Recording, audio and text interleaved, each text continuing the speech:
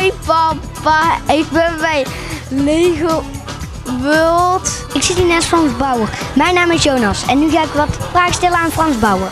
Ik wil de groeten doen aan huis en vooral aan mijn opa en oma, want die hebben hiervoor gezorgd. Ik ben de Lei en ik wil de groetjes doen aan mijn opa en oma. Ik doe de groetjes aan papa.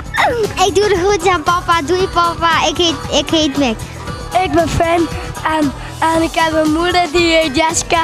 Mijn oom, mijn tante, mijn opa en oma. Mijn andere opa en oma. Ik ben Karen en ik wil de groeten doen aan opa en oma. Oosterbeek.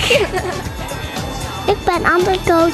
Ik hou goed bij opa en oma. Mijn naam is Dershan en ik hou heel veel van jou, papa. Dat was het.